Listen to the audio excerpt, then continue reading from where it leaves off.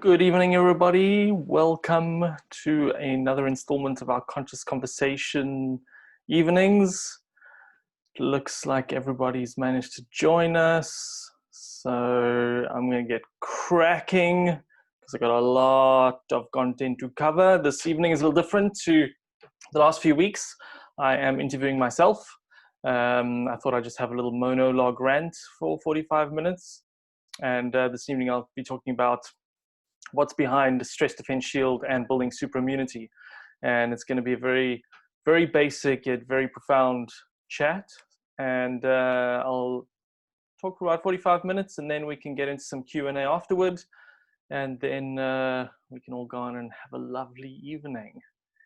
So I have muted everybody in the call, and at the end when we have Q&A, I will allow you guys to unmute yourselves if you want to ask any questions.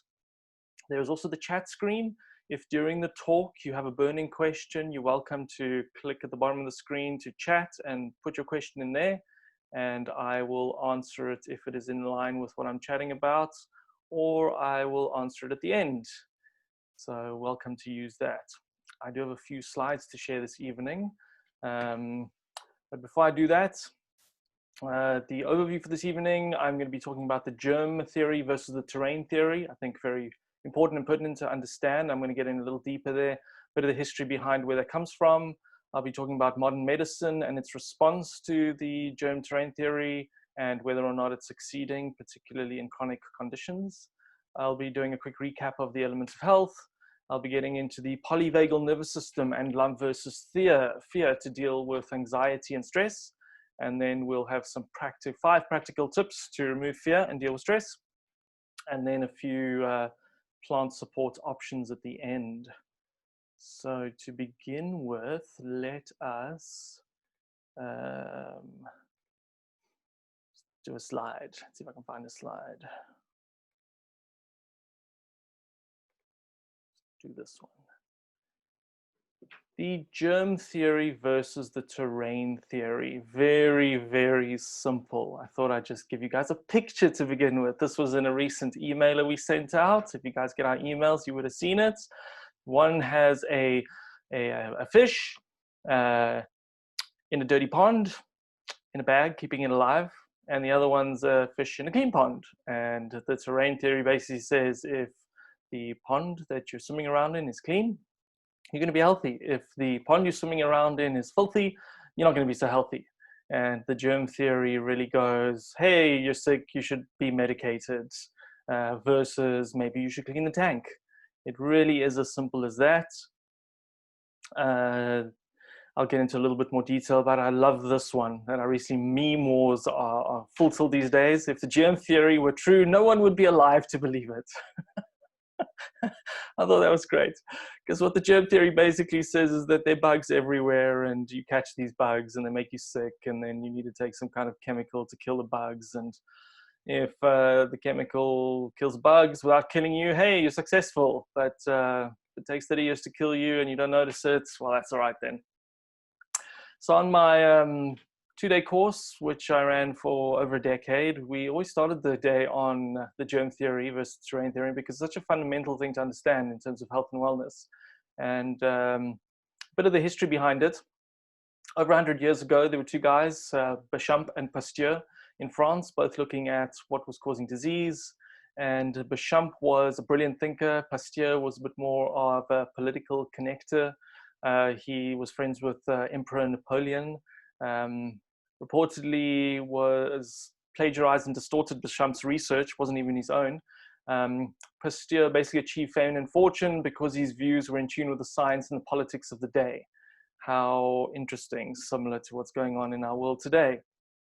His promotion of the germ theory, which is a flawed notion that he didn't even so much as discover as repackage. People before him had already spoken about the germ theory, has remained very dear to pharmaceutical companies, executives, because up to the present day, and it laid the groundwork for synthetic drugs, chemotherapy, radiation, surgical removal of body parts, vaccines, etc., to become the medicine of choice. It basically allowed, for the first time ever, the complete abdication of personal responsibility for people and their health. you no longer had any control because things outside of you could make you sick. So this really kick-started the whole pharmaceutical industry world, where there's a drug for every ill, a pill for every ill, and we live in a world today where we have more medicated people than ever before. I'll give you some stats. Over half of all children in America currently have a chronic condition that requires daily medication. Half of children. Absolutely insane. Apparently, comparable portion of millennials are taking drugs for chronic conditions every day, and up to 62% of adults, which is absolutely staggeringly high. On top of that, the third leading cause of death officially in America, and I use American stats because South Africa, we really don't have statistics for any of this stuff. Over 2,000 people die every week from properly prescribed medicine in properly prescribed doses. So we're in this crazy situation where more people have died so far this year, as in 2020, from medicine, properly prescribed medicine, than Rona. Interesting, that one. I'll give you another little slide here just to show you what I'm talking about. These are estimated annual mortality and costs of medical interventions. So, 783,000 people die every year in America from the medical industry. But these numbers are also low. If you read at the bottom there, if you add in all the things that aren't used, you can reach up to 1 million deaths annually quite easily. So it's quite a huge, huge issue. Not so much talk about it really, and interestingly. That website, I'll just paste it in the chat screen for you guys to check out. There's a great article on medicine being the leading cause of death.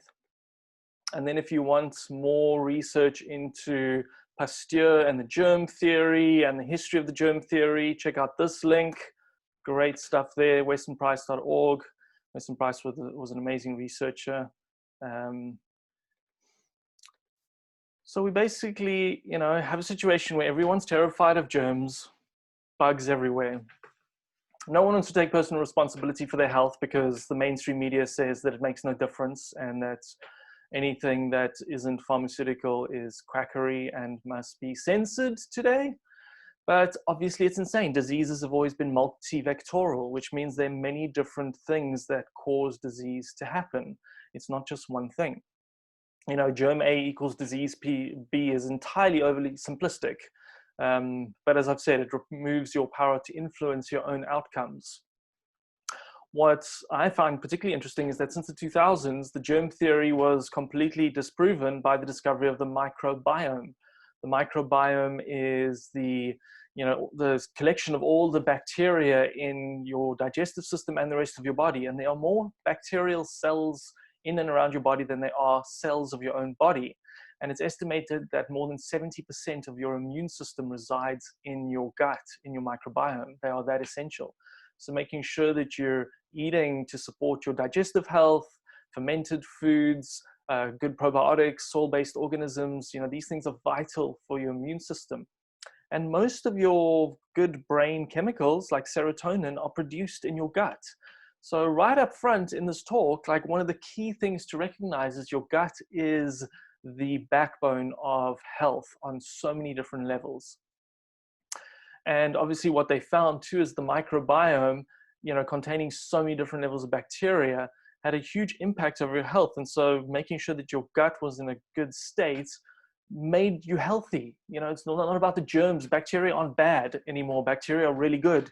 Obviously, some bacteria are bad. If you get an infection, a bacterial infection in a cut or a wound, that's pretty bad and you need to clean that out.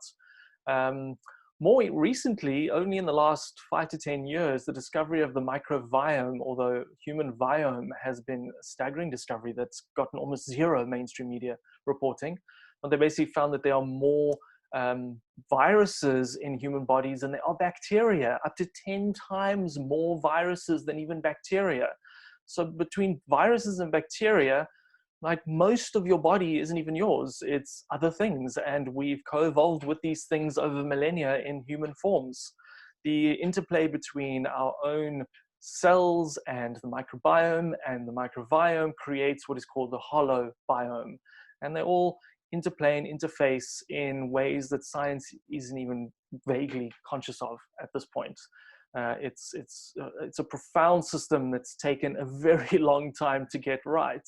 Going back to that initial slide, if the germ theory were true, no one would be alive today to believe it, because we've been co-evolving with bacteria and with viruses for as long as we've had human bodies on this planet. I'm going to read one part that I took out of an article from greenmedinfo.com, another great website with really good articles I recommend you check out. I'll paste it in the chat screen too. Sayagyi wrote an article on the virome, and he said the remarkable recent discovery of the host-dependent nature of the influenza virus's viron composition is really just the tip of an intellectual iceberg that is yet to fully emerge into the light of day, but is already sinking ships, paradigm ships, if you will. One such paradigm is that germs are enemy combatants, and that viruses serve no fundamental role in our health and should be eradicated from the earth with drugs and vaccines if possible. This belief, however, is entirely untenable. With the discovery of the indispensable role of the microbiome and the subpopulation of viruses within it, the virome, we've entered into an entirely new ecologically based view of the body and its environs that are fundamentally inseparable. So you can spray as many antibacterial things on you as possible, and it's not going to do anything for your health unless you actually have a bacterial infection. Crazy, crazy, crazy times we live in, where this is the common idea of how to make yourself healthy. There's another aspect to it which I just find amazing, which is something called the virosphere. And again, very few people know about this. Some research came to light in the last 3 years, which showed that every day it's calculated that about 800 million viruses cascade onto every square meter of the planet. Square meter, that's like, this big. 800 million. So there are viruses falling from the sky all day long in the billions and billions and billions. Whatever the case, viruses are the most abundant entities on the planet by far.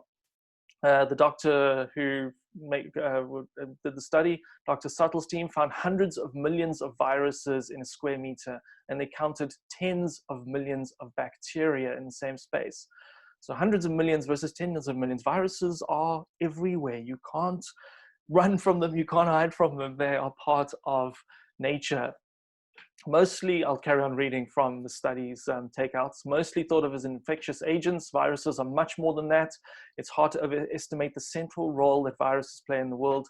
They're essential to everything from our immune system to our gut microbiome, to the ecosystem on land and sea, to climate regulation and the evolution of all species. Viruses contain a vast, diverse array of unknown genes and spread them to other species. That is an article that appeared in Nature magazine. I will paste that link in the chat screen too. You guys can check that out. Oh wait, I think all these things are going to everyone in the waiting room. Can you guys see the links there? Yes, you guys can see the links that I'm posting, maybe? No links. Oh, okay, let's change that. Now we'll post the links all again. No. Okay. Here come the links. Let's post them to the waiting room, which doesn't contain anyone anymore. How about that? Can everyone see that now? Yes, great. Let me paste the last one too. So you got that. Great, there we go. So check out those links and read them at your time. Some fascinating stuff there.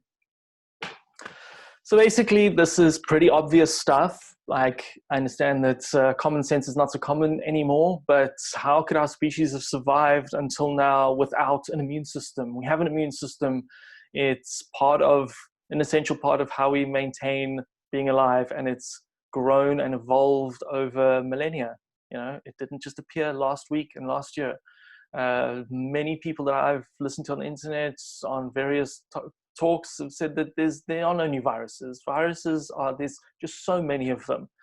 You know, chronic disease and medication has basically created a human species that is highly susceptible to all kinds of infections. So this is where it gets interesting. In one sense, the germ theory is true. And the reason it's true is that if you are an immune compromised person and your immune system gets compromised because of environmental stresses, basically, simply and fundamentally, stresses by chemicals and poisons in your environment, which there are many of them. I've spoken to them about them at length in various talks. Poisons in your food, and then obviously emotional poisons, being in a state of fear, in a state of stress and anxiety. So these create, all of this together compounds to create a suppressed immune system response in most people. And then, yes, your immune system can't get on top of things. You're going to be susceptible to stuff. And so in that case, the germ theory is correct. The human species has become Homo fragilis domesticus. I got that from my, one of my mentors, Daniel Vitalis, Homo fragilis domesticus. So fragile domesticated humans are definitely at risk of potentially catching or producing viruses that can recycle them. I remember once going to a juice fast with a doctor who said, you create the viruses internally. They're there as a recycling mechanism to, you know, compost people that are ready for composting. So if you want to be healthy, you need to get your natural immunity back online. Natural immunity is what everyone has and has had forever. It's what keeps people healthy.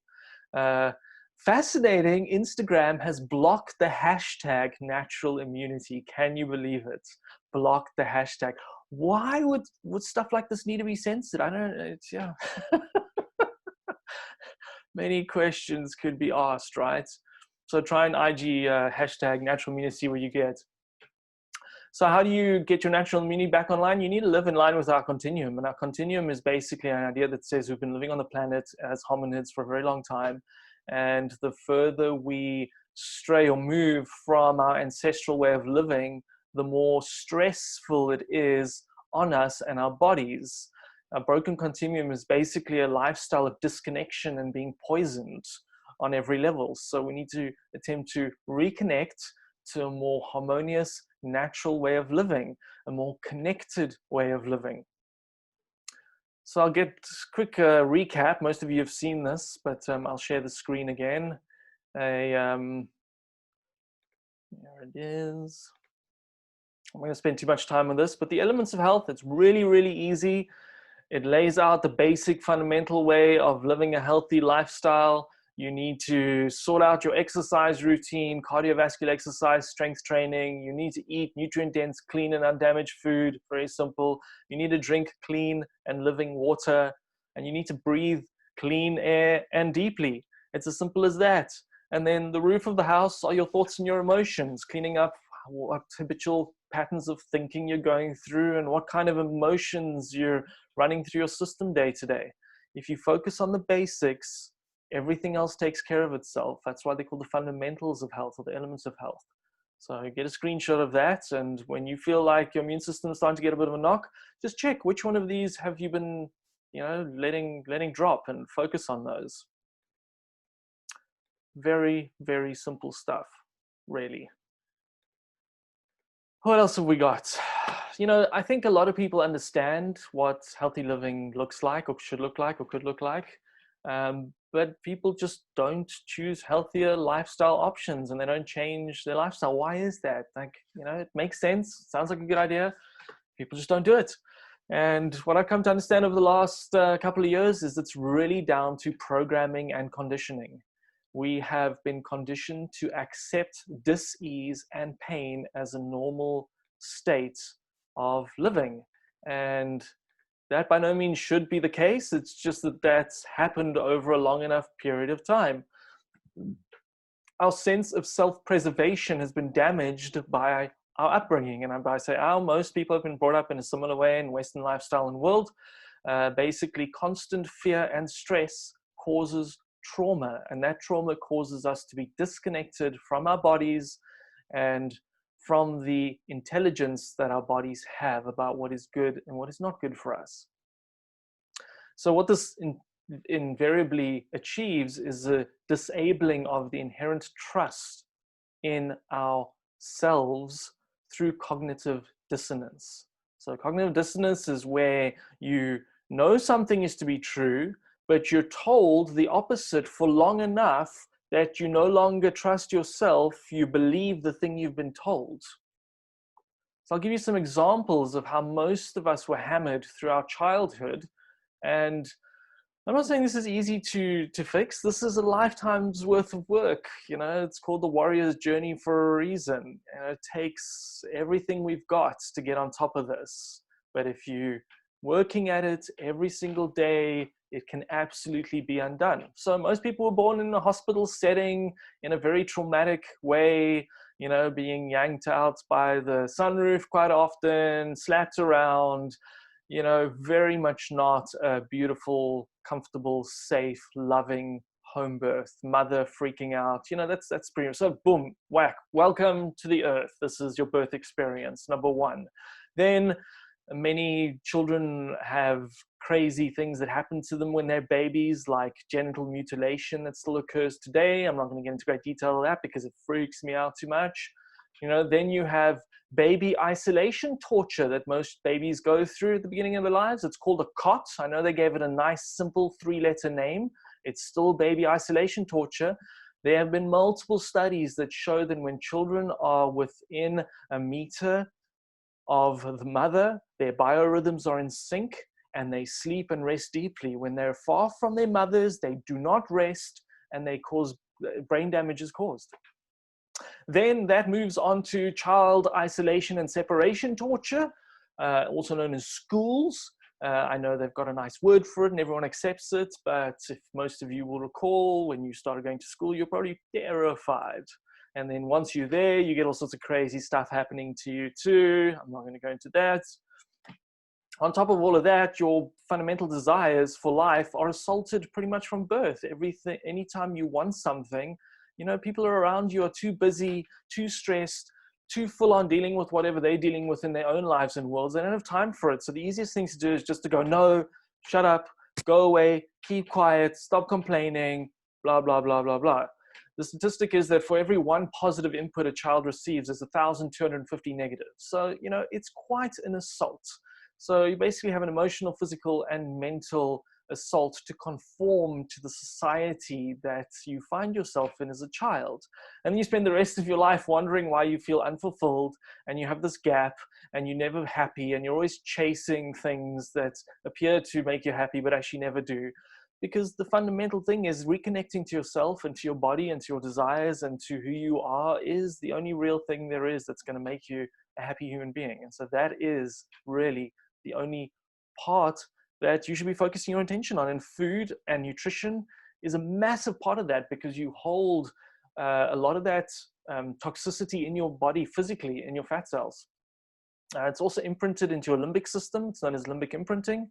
And it's also imprinted into your polyvagal system, which I'm going to touch on in a minute. But this basically results in learned helplessness. The great disease of our time today is learned helplessness. And what a fantastic opportunity the Rona has presented for humans, that they get to push up against something and maybe reclaim some of their helpfulness and get in touch with some of their intrinsic, you know, capacity to effect change and to choose better things in their lives and to say no to fear-mongering. What an amazing opportunity to remove that learned helplessness. So what is the polyvagal nervous system? We touched on this in my talk with Dr. Jenny Levine a couple of weeks back. If you guys haven't seen that one, check it out. All of our replays are on our website. I'll post the link at the end of the talk, but you can have a look at those. Basically, most people are familiar with the idea of fight or flight, but there's also a response to fear, which is called freeze, and extreme cases to faint. So it's fight, flight, freeze. Freeze response is particularly interesting because it's the polyvagal nerve giving you insight into the anxiety or the panic or the stress you're experiencing. Basically, stress is meant to be a short-term thing. There's a chemical reaction, the fight, flight, freeze response, and basically it's meant to alert your body to danger, like a lion in the grass trying to eat you, and then you have a moment to assess the situation. Ongoing stresses, however, whether they big or small things, ultimately take you completely away from health, because they never give you the opportunity to reassess, reframe, repattern, and transform. And so this is why I mentioned childhood, because basically childhood is death by 1,000 cuts for most people. It's constant stresses of many small things, you know, and it doesn't end when you become an adult, because when you're an adult, you're just running the conditioning that you picked up in your first 14 years of life, completely unconsciously most of the time. So becoming conscious and knowing thyself is the greatest way of achieving, you know, freedom in some way, shape, or form, of soaring free. And this kind of stress undermines the immune system. So we need to look at how to avoid that kind of stress. And Dr. Joe Dispenza has an amazing YouTube video you guys can check out on YouTube on, I think he calls it 2020 coronavirus. They basically did a study where they had a group of people do 10 minutes of meditation 3 times a day. And what they found was they had a 50% increase in the effectiveness of their immune response. 50% increase.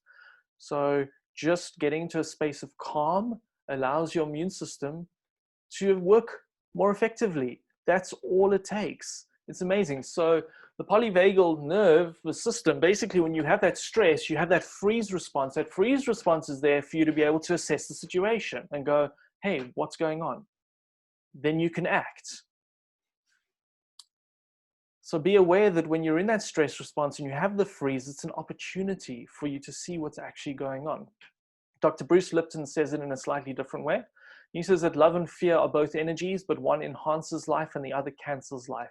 When we're in love, we become more healthy, we glow and have far more energy. Unbeknown to our bodies release certain neurochemicals into our bloodstream that enhances the growth and the vitality of the system, which is completely the opposite when we experience fear, because the chemicals released by the brain in fear shut down the system and create a wall around you. Thus, you become disconnected from something greater. There's an excellent little YouTube clip of Bruce talking about this exact thing. I'll paste it here for you guys. Let's see if it comes through this time. There we go. That's if it hasn't been censored. I haven't checked that in a while. So we basically need to find a place where we recognize that we've probably been in a space of fear, in a space of stress for most of our lives, and we need to start cultivating ways of reducing that fear and that stress so that our nervous system starts relaxing again into its natural state of peace and calm and joy. That is its natural state.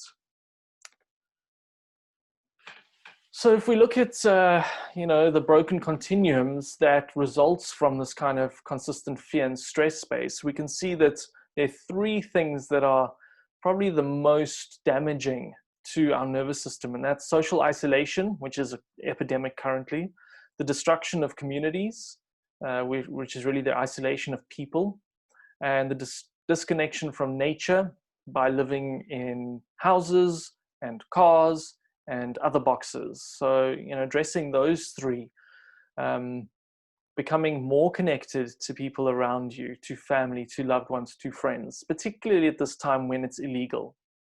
I have a research study that I mentioned in one of my emails. I'll read the takeouts to you guys. It's just crazy. Loneliness and social isolation have the same cardiovascular effect, negative cardiovascular effect, as smoking 15 cigarettes a day. Just let that set for a minute. 15 cigarettes a day. But these factors also increase the risk of all-cause morbidity. In other words, dying from any cause. Loneliness increased the risk of developing dementia by 50%, stroke by 32%, and increase the risk of cancer by 25%. Just being lonely. Totally crazy. So the epidemic, you know, of loneliness is going to start showing itself over the next couple of years of people being in isolation. It's absolutely crazy. So I think we get the problem. Let's move right along and start looking at some solutions for the last couple of minutes, and then we can get some Q&A. So basically, we need to look at creating a stress response reframing technique. So when we have that polyvagal stress response, how do we reframe the response so that we don't get into that freeze state?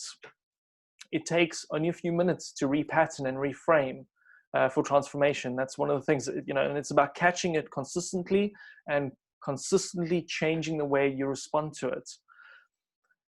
Basically acknowledging that when you're freezing, it's great, and you're checking if you're in any actual imminent life-threatening danger. You have time on your side. There likely isn't a lion, so take the time, take a minute or two, and in that minute or two, tell yourself 3 things. Breathe, relax, you've got this. You're repatterning. This is the same way we were patterned. I know it sounds really simple, but we were patterned with language. It's called neuro-linguistic programming. There's a whole scientific study around it, NLP. You repattern yourself by changing your responses in your mind to a situation. So you take that moment, you have the response, you take the moment to breathe. Breathing is the first thing. As soon as you breathe, 1 deep breath starts dialing down your nervous system response. Essential. Write that down. Big thing. Breathe. First thing. Once you've taken that breath, relax. It's already making you relax, but you're saying it to yourself, relax, and then you've got this. Because when you say you've got this, you're giving yourself power to be able to make a change now, to be able to take control of the situation. Okay, and you're also telling your subconscious what needs to be done. Because one of the things that often people don't realize is that our conscious mind seems to be the one in control, but it's actually the subconscious mind that's running the show. The subconscious mind is the part of you that's been programmed or conditioned with your whole life, and it actually runs the show most of the time because we only spend about 10% of our waking time in a conscious state. Most of the time, people are in a half asleep, subconscious state, like sleepwalking. This is, again, Dr. Bruce Lipton's work that has showed this with brain imaging scans and all sorts of interesting stuff. So by saying that line, you're affirming to your subconscious self that you've got this, because most people's internal conversation to themselves about themselves is never pleasant and certainly not pretty. So that needs to be changed. That needs to be repatterned. So with the initial stress mitigated, what you really need to do next, and here's the transformational part, is to ask yourself a couple of questions. As soon as you ask yourself questions, you're kickstarting that conscious part of your mind so that you're not in a subconscious reaction place. So you have to say, what really matters right now? What really matters right now? Who are the people in my life that I love most dearly? You're bringing in that love aspect, because as soon as you bring that love aspect, you start going against the fear aspect. Do they know how much I love them? Another good question to ask yourself. You're connecting yourself to other people. That connection is so important. You are safe. It's time to connect. You are safe. It's time to connect. You're connecting to yourself. You're connecting to your own subconscious. You're connecting to other people through your mind. Even if there's no one in the space, this is a powerful process.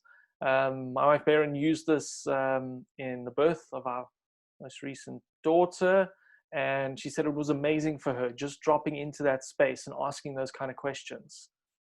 I'll run through the questions again if you want to. Actually, I'll just paste them into the chat screen. How about that? Here we go. Ding. Got it. So let's look at some five hacks, 5 simple hacks for tackling anxiety and reducing stress, other than what I've just mentioned. So the first hack is kind of what I've spoken about now. It's thinking about the outcomes you desire. So it's activating your conscious mind, overcoming your subconscious conditioning, and shifting the way your habitual patterning responds to situations of stress. Apparently, according to neuroscience, if you think about something for more than 17 seconds consistently, you start to form new neural pathways. I mean, think about that for a minute. How much of the day do you spend thinking about similar things over 17 seconds? That's so quick. You know, understanding that a lot of the day is unconscious, so you're not actually consciously thinking.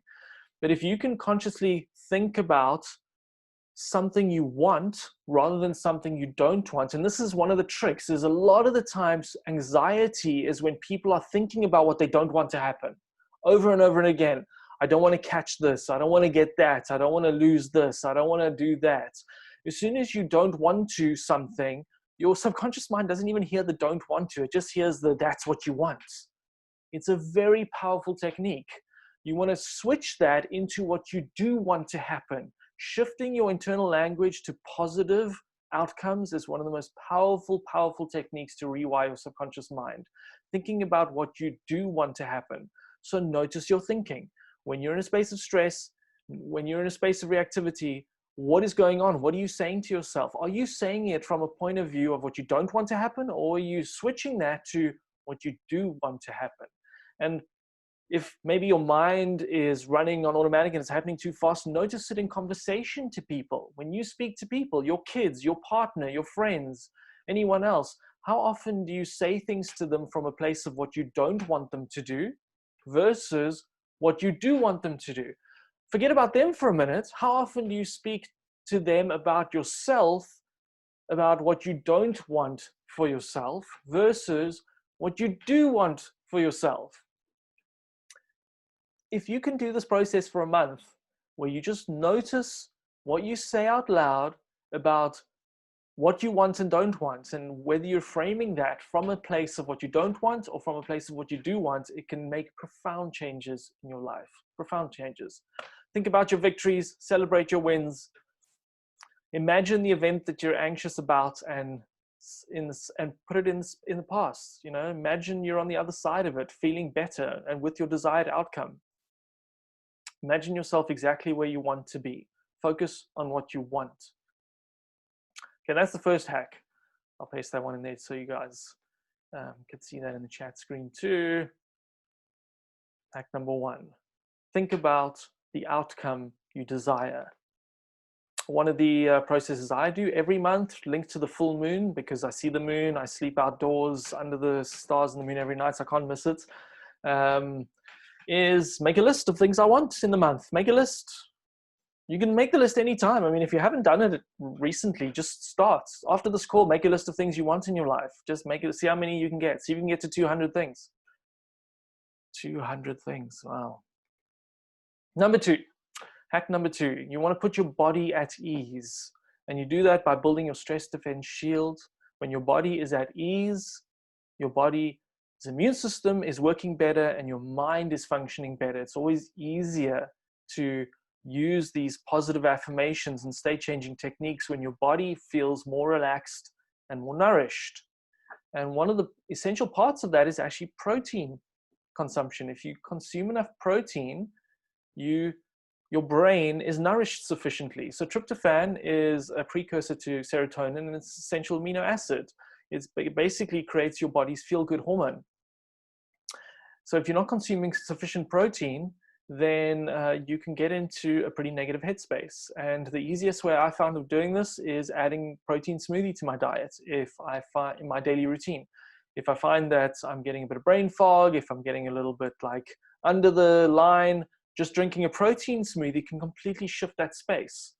You also notice that if you have a craving for sugar, it's a similar thing. A craving for sugar is actually a craving for protein. And if you consume protein instead of the sugary snack, your whole body stabilizes, your mood stabilizes, you're going to think more clearly. That is a profound trick or hack. Consume more protein, specifically when you're in a state of distress and or in a state of sugar metabolism dropout, when you're just craving something sweet. Rather go for protein. Hack number 3, alkalizing your body calms your acidic thoughts. JP LaRue and I chatted about this last week in our Conscious Conversation call. Check out that replay. It was a great one too. The more acidic your body is through lifestyle and diet, the more acidic your emotions, the more acidic your thinking. So we need to focus on alkalizing. And I've been talking about this for 15, almost 20 years. We need to reduce that inflammatory response, reduce the stress that's put on our bodies and on our minds. And the easiest way of doing is that eating enough green foods every day. I'm a massive proponent of green juicing. I still have green juice almost every single day. It can either be a freshly pressed green juice, or it can be a green drink that you make from green powders, whether that's wheatgrass or barley grass or green superfoods or spirulina or chlorella. Getting in those green nutrients is an essential part of alkalizing your body. And when your body is in an alkalized state, your mind and your emotions are in an alkalized state. So hack number 3 is get alkaline and see how that changes your state. Hack number 4, enhance your mood naturally. So even if you're doing all the other things, sometimes stuff just piles up quite radically and you need a little bit more support. And there are potent plants that exist that have been offering human support for a very, very long time. Our favorite potent plant for emotional and mental support is chocolate, cacao. Cacao is one of the most powerful mood enhancing and mood supportive foods that exists. It's packed full of uplifting neurochemicals, tryptophan, anandamide, PEA, all neuroprotective, helping reduce anxiety, improving sleep, improving immunity. I mean, if you look at greenmedinfo.com, I think they've got over 100 studies on chocolate and cacao showing its health benefits. So consuming chocolate is generally very bad because most chocolate that exists is heavily processed, chemicalized, sugar, dairy, all that other stuff. You need to eat healthy raw cacao. It's a totally different experience, a totally different food. I highly recommend adding CBD to your chocolate, or we've already done that for you with our CBD chocolate. CBD is huge at the moment because more and more people are needing stronger and stronger support in dealing with anxiety, and CBD, this is where it shines as an anti-anxiety potent nutrient extracted from cannabis. So definitely look at adding that in. And then the other one I would recommend, because I've used this amazingly over the last 6 months, is Kratom. Kratom is a Southeast Asian herb. It grows, it's a tree, grows in forests, and it contains chemicals in it that relieves anxiety. A survey was done of over 8,000 people in the US a few years ago, and people report 75% of people reported less anxiety and less depressed mood. So those Kratom is available in 2 of our products we've created called Release and Euphoria, also available on our website. So again, if you're needing something a little stronger and you want to avoid pharmaceutical prescriptions that really have no relation to anything natural whatsoever, then those are really great support sources. And then lastly, let me just paste hack number 4 in for you guys. So just backtrack, eat chocolate and use potent plants that support your mood. And then lastly, hack number 5, you basically need to laugh and have fun as much as possible. This is a prescription. I know I'm not a doctor, and so I'm prescribing this. Laugh and have fun as much as possible. When you basically recognize that the thing you're perceiving and having such a reaction to is not life-threatening, there's no line in the grass, there's nothing that's actually imminently about to kill you, you can see that you're safe, you've done all the mental repatterning, you've eaten the foods and you've had the support, you get yourself into a state where you can laugh at life, laugh at yourself. This is the greatest antidote medicine. Watch comedy as much as you can. Hang out with people that make you laugh as much as you can. People have cured themselves of life-threatening diseases through laughing alone. It's one of the most profound, if not the most profound medicines after oxygen that exist. So laugh and breathe and let go. And laugh and breathe and let go. Let me paste that one. Hack number 5, laugh and have fun. Okay, that's my rant. 45 minutes. If you guys have any questions, now is the time. Best is just to type them in there. I don't think anyone has asked anything yet. Oh wait, student asked, how do I build my immune system and my gut? Well, we've spoken a lot about that today. And your gut specifically, eat good bacteria foods, sauerkraut. I make my own sauerkraut, kimchi. You can take probiotics. Those are amazing. Jun is amazing. Yes, thank you, Devin. Devin makes the most amazing Jun in the world ever. It's probably the most fantastic drink I've ever had in my entire life. Jun is honey kombucha. So instead of using sugar in the kombucha, use honey. Honey is way healthier for you than sugar. Anyone else? Questions before we wrap up for the evening? Did I do such a good job that no one has any questions? Come on, someone, anyone? No? Okay, well, I'll tell you guys about our next talk while you're thinking about that. Firstly, I just need to do a quick little punt for Soaring Free Superfoods. They pay for this gig for me to come and give you guys this information every week. Check out our website, superfoods.coza. There's cool stuff on there. I've recently started doing one-on-one coaching sessions for people. I've recognized that sometimes it just takes someone who's done the stuff and walked the path to kind of hold your hand and guide you through any lifestyle changes. So it's lifestyle coaching, one-on-ones. If you want to know more, check out my website, which is iamsoaringfree.coza. I'll post that in here too. You can have a look and get in touch with me. Next Wednesday, I'm looking forward to is an interview, one of our conscious conversations with Dr. James Raff. Dr. James Raff, I was introduced to him many years ago through genetic testing. Baron and I and Katara went to have our genetic testing done, which shows you all sorts of interesting things about what food is good for you, what kind of exercise is good for you, what kind of supplements are good for you. It basically takes out a lot of the guesswork. So we'll be talking about nutrigenomics and precision-based holistic healthcare.